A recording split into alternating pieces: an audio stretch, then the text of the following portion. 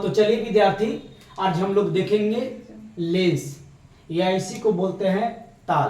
तो सबसे पहले ये हम समझेंगे कि लेंस होता है क्या, लेंस का मतलब क्या होता है। तो चलिए पहले हम लोग परिभाषा देखते हैं, इसके बाद हम लोग फिगर के द्वारा थ्योरी और प्रैक्टिकल दोनों एक साथ करके हम लोग देखेंगे। तो मैं बताना चाह रहा हूं, कहता है कि लेंस वह पारदर्शी पदार्थ का टुकड़ा है जो दो निश्चित ज्यामितीय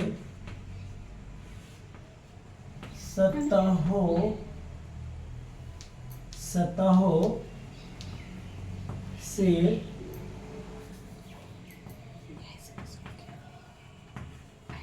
घिरा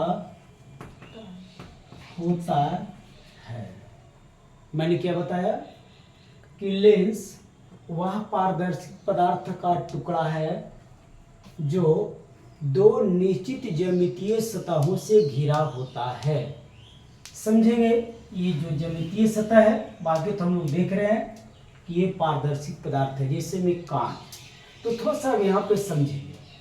मान लिया जाए ये एक कांच है, ऐसा का वृत्ताकार कांच, तो जाहिर सी बात है कि यहाँ पे इसकी केंद्र होगी, सुना लिए।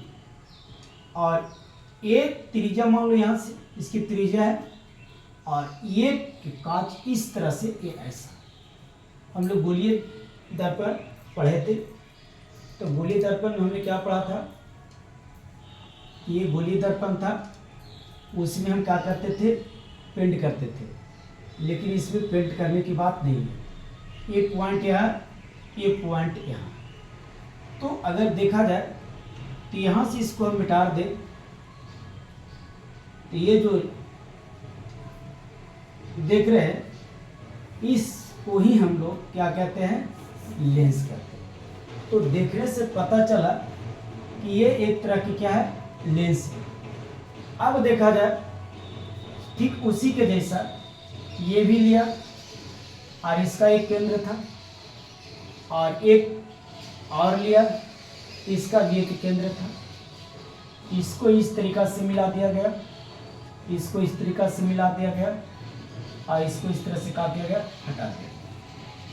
ये जो व्यवस्था मिल रही है, इस व्यवस्था को ही हम लोग क्या कहते हैं, लेंस।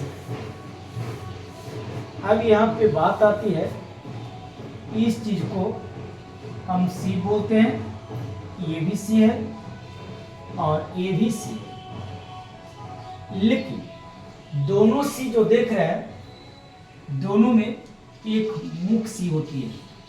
अब प्रश्न डालना, किसका मुख सी ए होगा या ए होगा। थोड़ा देर रुकिए, हम प्रैक्टिकल के साथ मैं आपको बतलाऊंगा। प्रैक्टिकल। अब यहां से देखिए, तो इस लेंस को जो देख रहे हैं, इस लेंस को हम उत्तल लेंस कहते हैं, और इस लेंस को जो देख रहे हैं, यह लेंस अवतल होती है। तो प्रश्न आता है क्या है, तो लेंस दो प्रकार के कुछ होते हैं। पहला में क्या लिख सकते हैं, उत्तल लेंस। इसी तरीका से इसमें क्या होगा, ये होगा अवतल लेंस। ठीक, तो यहां पे देखेंगे कि पहला हुआ और यहां पर दूसरा लेंस हुआ अवतल। तो अवतल लेंस की परिभाषा से अवगत होंगे, इसकी परिभाषा कैसे बनाएंगे। तो देखिए, कहता है वैसा लेंस या जिस लेंस का बीच का भाग मोटा एवं किनारे का भाग पतला हो, उसे कौन लेंस कहेंगे, उत्तल लेंस। और जिस लेंस का बीच का भाग पतला एवं किनारे का भाग मोटा हो उसे हम कौन लेंस कहेंगे? अवतल लेंस। अब देखा जाए उत्तल और अवतल लेंस की पहचान। देखिए यही अवतल लेंस है। इस तरीका से अगर देखा जाए तो बीच का भाग क्या है? बीच का भाग पतला है ना, और किनारे का भाग मोटा है। यही होता है अवतल लेंस। लेकिन उत्तल लेंस की बात करें तो यहाँ पे देखा जाए तो इस तरीका से है ना, इस तरीका से। और इसको हम लोग बोलते हैं क्या चीज? अवतल लेंस, सॉरी ये उत्तल लेंस। उत्तल लेंस का मतलब होता है किनारे का भाग पतला और बीच का भाग मोटा। तो चलिए अब हम लोग देख लिए उत्तल लेंस और अवतल लेंस। अब देखिए तो इसका भी 3 भाग होता है और इसका भी 3 भाग होता है। अब तीनों को हम लोग देखेंगे कि तीनों भाग का नाम क्या होगा और ये तीनों भाग कैसा होगा। तो थोड़ा सा ध्यान दीजिए। चलिए विद्यार्थी, यहाँ तक हम लोग ठीक ठाक। यहाँ के बाद हम लोग को समझना, आप लोग लग रहा होगा कि ये डिजाइन क्या है। इस तरीका से धनुष बना हुआ है।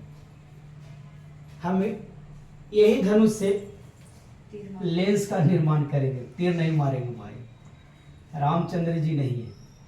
तो होता है क्या कि ये तो लेंस सही नहीं, इसमें 2 सतह होना चाहिए। तो इसमें अगर एक सतह और या तो सतह ए होगी या तो सतह ए होगा, कुछ तो होगा, या तो सतह ये होगा।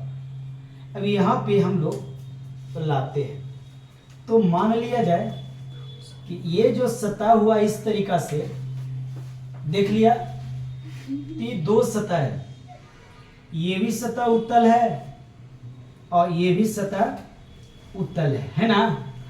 तो इसको हम कह सकते हैं उत्तल उत्तल लेंस। बाबू उत्तल उत्तल लेंस कैसे हुआ? क्योंकि दोनों सतह क्या है? उठा हुआ है। या तो फिर आप इसको कह सकते हैं अभयोत्तल लेंस। यहां देखिए ये समतल लिखा हुआ है, तो ये वाला जो देख रहे हैं ना, इसके साथ इस तरीका से एक जो सतह देख रहे हैं इस तरीका से बाबू। तो ये देखा जाए तो ये वाला जो सतह है समतल है और ये वाला सतह क्या है? उठा हुआ है। तो ये उत्तल लेंस की बात कर रहे हैं ना। तो ये हुआ समतल उत्तल लेंस। अब इसके बाद चलते हैं, ये जो लेंस देख रहे हैं, ये जो लेंस देख रहे हैं, इस लेंस की बात करते हैं तो इस तरीका से इसके साथ मिलाते हैं। ये जब मिलता है तो ये निर्माण इस तरीका से होता है, देख रहे हैं। तो ये इसका जो नामकरण होगा एक कैसा नाम होगा? ये उत्तल हुआ और ये कैसा हुआ? अवतल हुआ। एक बार फिर देखेंगे, उत्तल उत्तल लेंस, उत्तल समतल लेंस, उत्तल अवतल लेंस। ये धंसा हुआ है ना। तो चलिए ये थी बात उत्तल लेंस के 3 टाइप्स की। अब इसकी बात करते हैं।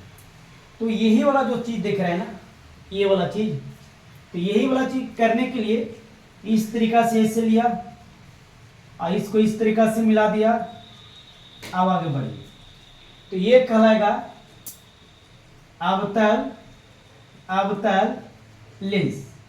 यानी कहने का मतलब हुआ, इसको इस तरीका से इधर रखेंगे तो ये होगा उभय अवतल, यानी ये धंसा हुआ है और ये भी धंसा हुआ है ना।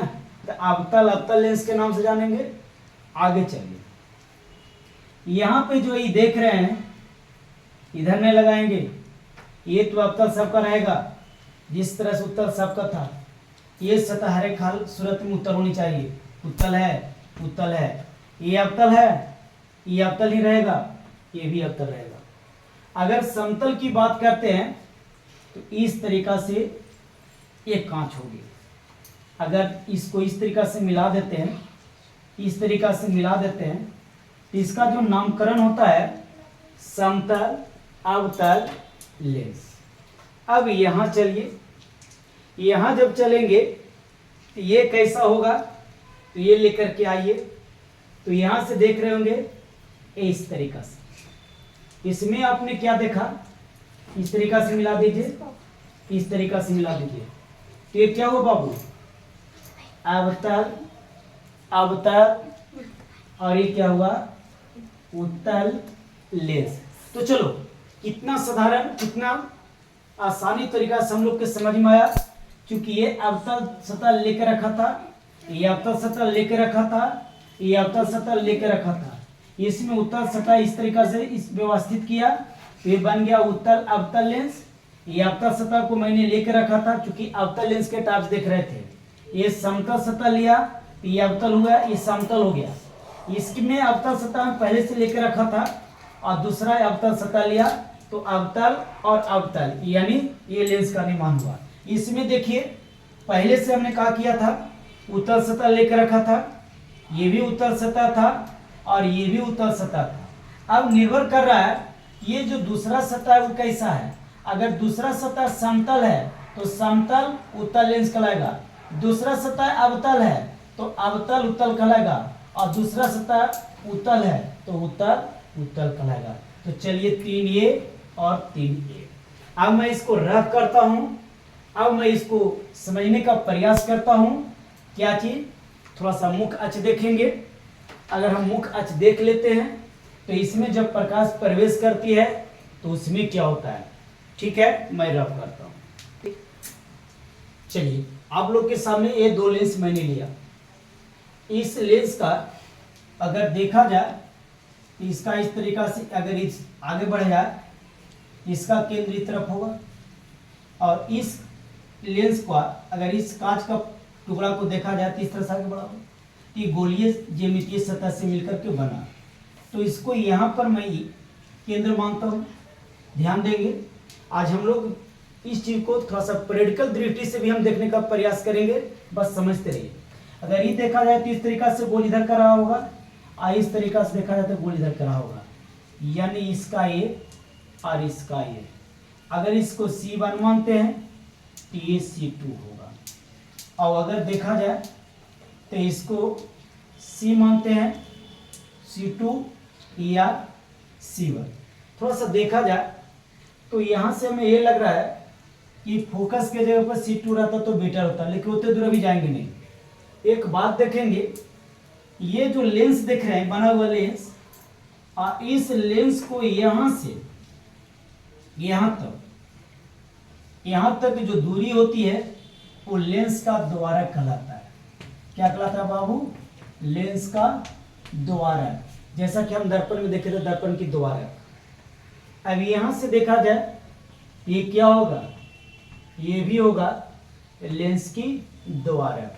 चलिए ये अब यहाँ से देखा जाए तो ये इस तरीका से जो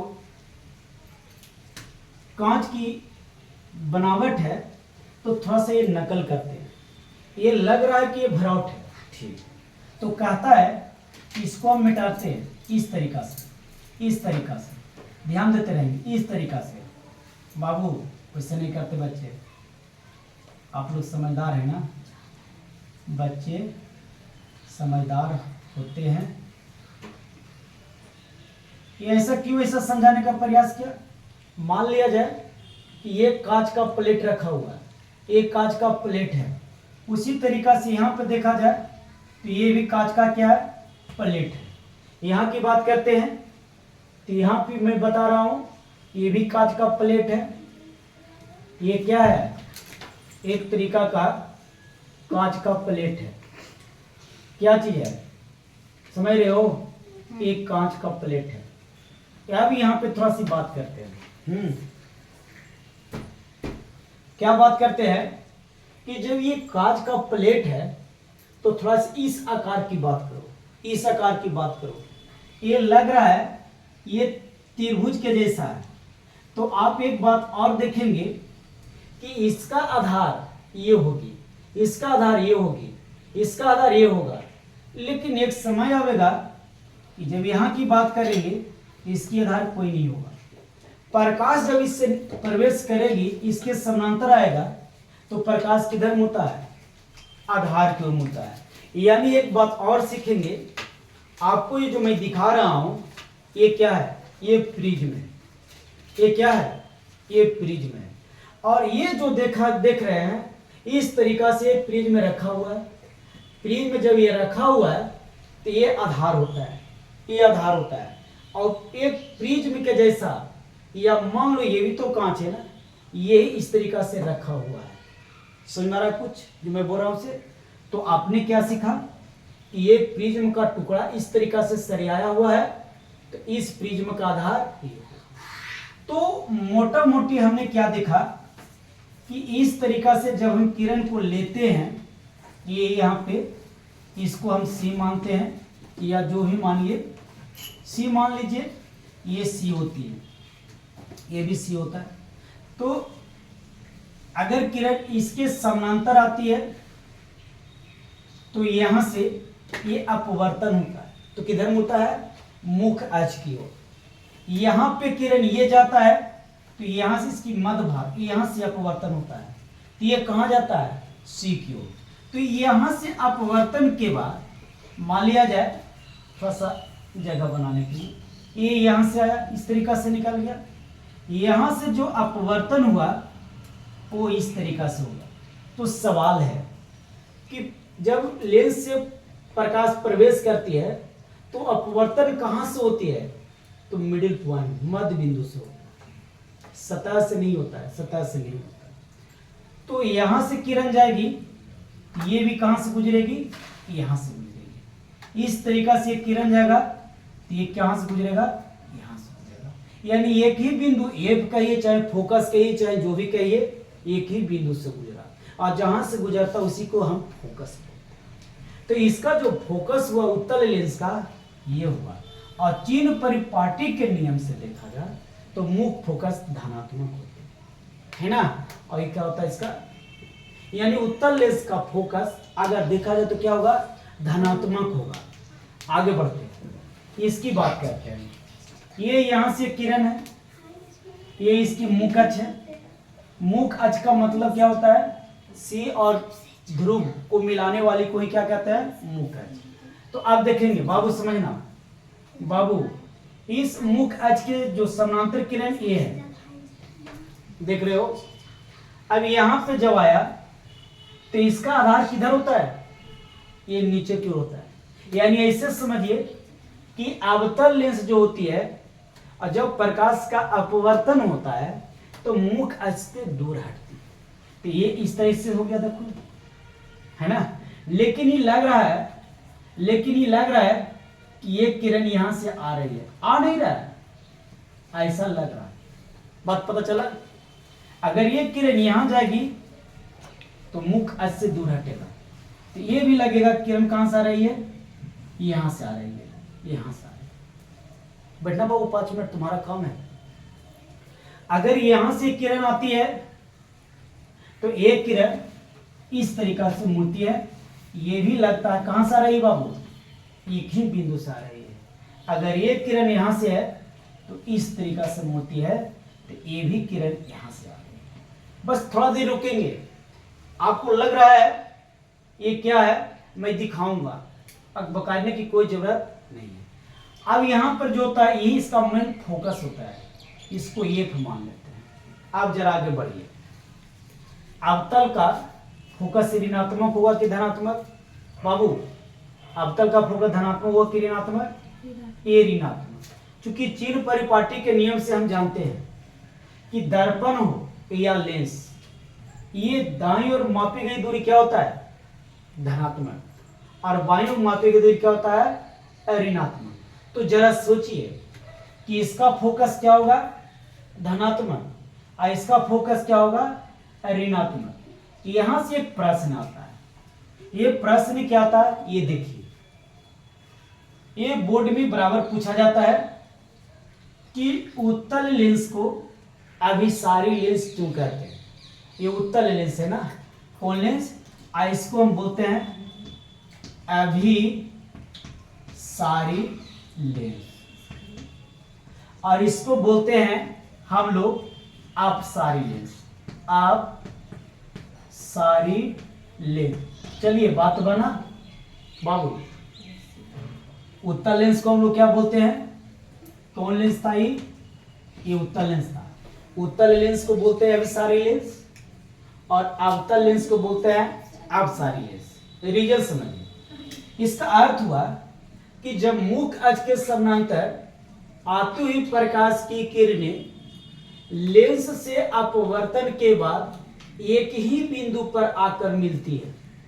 देख लीजिए, एक ही बिंदु पर आकर मिलती है, यानी एक ही बिंदु पर अभिसरित होती है। इसीलिए उत्तल लेंस को कौन लेंस कहा जाता है? अभिसारी। कारण समझे? क्या समझे? आंसर इसको क्या लिखेंगे? मुख अक्ष के समानांतर आती हुई प्रकाश की किरणें लेंस से अपवर्तन के बाद मुख अक्ष के एक ही बिंदु पर क्या होता है? मिलता है या अभिसरित होती है। इसलिए उत्तल लेंस को कौन लेंस कहा जाता है? अभिसारी। इसमें क्या होता है देखें, इसमें समझने का प्रयास करेंगे। क्या प्रयास करेंगे? कि मुख अक्ष के समानांतर आती हुई प्रकाश की किरणें लेंस से अपवर्तन के बाद एक ही बिंदु से निकलता हुआ प्रतीत होता है। निकलता नहीं, हाफ हाफ है ना, एक ही बिंदु से निकलता हुआ प्रतीत होता है। इसीलिए अवतल लेंस को अपसारी लेंस कहते हैं। मैंने बात को समझा? यानी एक ही बिंदु से अपसरित होता है और एक ही बिंदु पर अभिसरित होता है। अप मतलब अभी मतलब होता है अंदर की ओर और अप मतलब होता है बाहर की ओर। आप ऐसे बोलेंगे कैसे? अवतल लेंस के मुख अक्ष के समानांतर आती हुई प्रकाश की किरणें लेंस से अपवर्तन के बाद एक ही बिंदु से अपसरित होती है। तो अपसरित होने की घटना को ही अवतल लेंस को अपसारी लेंस कहते हैं। अब चलिए, अब इस चीज को थोड़ा सा प्रैक्टिकल दृष्टि से हम आपको करके दिखलाते हैं। देखिए विद्यार्थी, ये समानांतर लाइटें है ना, और इस समानांतर लाइट को क्या करेंगे? एक लेंस के द्वारा या लेंस से गुजारेंगे। तो ये जो किरण देख रहे हैं वो एक बिंदु पर आकर मिलेगी। जब इस लेंस के पास जाएंगे तो एक किरण क्या होगा? फैलते हुए चला जाएगा। तो देखिए, मैंने एक लेंस लिया, देख लिया, क्या लिए? ये लेंस लिए। तो इधर से देखिए समानांतर किरण आ रहे हैं, इधर देखिए कट रही है, एक पर सारा जाके मिल रहा है। बोलो मिल रहा है ना? तो इससे पता चलता है कि लेंस से जब किरण को गुजारेंगे उत्तल लेंस से, तो एक बिंदु पर आकर के मिलेगी। मिल रहा है ना? देखिए समानांतर किरण था ना, एक पे यहां था ना, देखिए उत्तल लेंस है ना, देखिए देख लिए समानांतर किरण जा रही है, मुख अक्ष के समानांतर किरण जा रही है, लेंस से अपवर्तन के बाद कहां से गुजर रही है? गुजर नहीं रही है, मिल रही है या एक पर मिलती है। इसीलिए उत्तल लेंस को अभिसारी लेंस कहते हैं। अब जरा इसके बारे में सोचिए। अब इसमें देखिए ये अवतल लेंस है। अब यहां पर देखिए, तो इसके करीब लाते हैं तो यहां पर देखेंगे, देखिए देख रहे हैं ये किरण कैसा दिखाई दे रहा है? तो लेंस से जो किरण निकल रही है वो फैलते हुए दिखाई दे रहा है। दिखाई दे रहा है ना बाबू? दिखाई दे रहा है ना? देखिए समानांतर किरण है, समानांतर किरण है ना, लेकिन जैसे ही इसको लेंस से गुजारते हैं तो ये किरण क्या होता है? इस तरीका देखो फैल गया। यानी यहां से देखा जाए, यहां से देखिए तो ये किरण क्या होगा? फैलते हुए नजर आएगा। देखिए एब से निकलता हुआ नजर आएगा। तो मैंने क्या बोला कि लेंस से अपवर्तन के बाद मुख अक्ष से क्या होते हैं? किरण दूर जाते हैं। लेकिन इसमें क्या देखा? तो लेंस से अपवर्तन के बाद ये मुख अक्ष की ओर क्या होते हैं? मिलते हैं। देखिए मुख अक्ष है ना, ये किरण यहां से इस तरीके जाना चाहिए था, ये यहां से जाना चाहिए था, लेकिन किधर आ गया? किरण की ओर आ गया। तो चलिए आपको देखने से पता चल रहा होगा कि इसका जो नेचर है लेंस से गुजरने के बाद वो कैसा होता है। तो फिर एक बार मैं रिपीट करता हूं, अगर उत्तल लेंस से मुख्य अक्ष के समानांतर अगर किरण को गुजारोगे तो कहां गुजरेगी, अपवर्तन के बाद कहां आएगी, मुख्य अक्ष की ओर, और एक ही बिंदु मुख्य अक्ष के जिस बिंदु पर आकर मिलेगी उस बिंदु को हम F कहते हैं।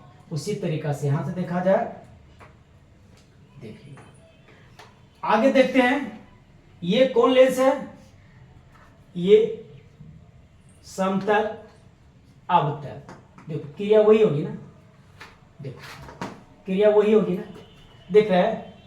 आगे देखते हैं तो एकरा में देखिए, एक ले लेते हैं समतल, देखिए एक अवतल लेते हैं, एक समतल लेते हैं, कहां चला गया, ये देखिए ये थोड़ा सा धंसा हुआ भाग है, यहाँ पे एक और, ये देखिए समतल है, ये उत्तल है, देखिए कैसे ले लीजिए वही, इसको बदल दीजिए इस तरीका से, देखिए वही, क्योंकि ये उत्तल और समतल लेंस है, उत्तल और समतल लेंस है। यहां पर देखिए ये उत्तल लेंस है, अभी मैंने बताया, और यहां पर देखिए इसके बारे में अगर हम देखते हैं तो ये देखिए, देख रहे हैं ये सतह धंसा हुआ, करने का मतलब जो यहां पे देखें और जो यहां देखें वही क्रिया करे।